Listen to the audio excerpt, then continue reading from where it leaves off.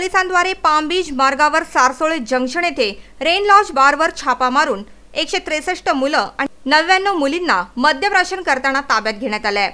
Rain लॉजच्या मालकाद्वारे येथे DJ पार्टीचं आयोजन देखील करण्यात आलं होतं। पोलिसांनी दुपारी 4च्या सुमारास येथे छापा टाकला। यावेळी पोलिसांनी विनापरवाना मद्यप्राशन करणाऱ्या 163 मुलांना आणि 99 मुलींना ताब्यात घेतलं। पोलिसांनी या लॉजच्या मालकालाही ताब्यात घेतलंय। पोलिसांनी यावर प्रतिक्रिया देताना सांगितलं की 300 वर्गफीटाच्या क्षेत्रामध्ये या पार्टीचं आयोजन करण्यात आलं होतं। त्याचप्रमाणे सुरक्षिततेप्रती कोणत्याही प्रकारची खबरदारी या ठिकाणी घेण्यात आली नव्हती। आज दुपारी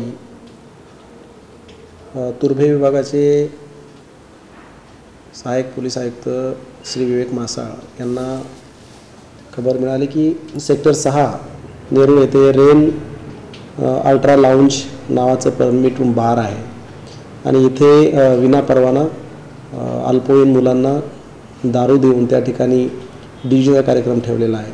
ही माहिती मिळाल्यानंतर त्या ठिकाणी पोलीस निरीक्षक तुर्भे, पोलीस निरीक्षक नेरूळ श्रीमती अल्फान्सो, त्याचप्रमाणे त्यांचा स्टाफ यांच्यासह त्या ठिकाणी छापा मारला असता त्या ठिकाणी 163 मुलं आणि 99 मुली असे टोटल 261 मुलं मुली 300 स्क्वेअर फीटच्या जागेमध्ये सिगारेट ओढत डान्स करताना मिळून आले।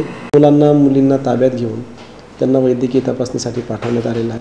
पोलिसांनी असंही सांगितलंय की यामध्ये 73 मुली आणि 140 मुलं ही अल्पवयीन होती। त्यामध्ये माहिती मिळते की एकूण 163 पैकी 140 पेक्षाही जास्त मुलं ही अल्पवयीन आहेत।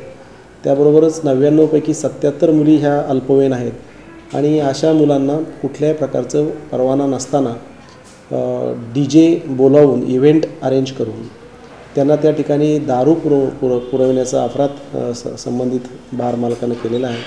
पोलीस उपायुक्त सुरेश मेंगडे यांनी सांगितलं की या कार्यक्रमाचं आयोजन जिल्हाधिकारी, पोलीस आणि उत्पादन शुल्क विभागाच्या परवानगीशिवाय करण्यात आलं होतं।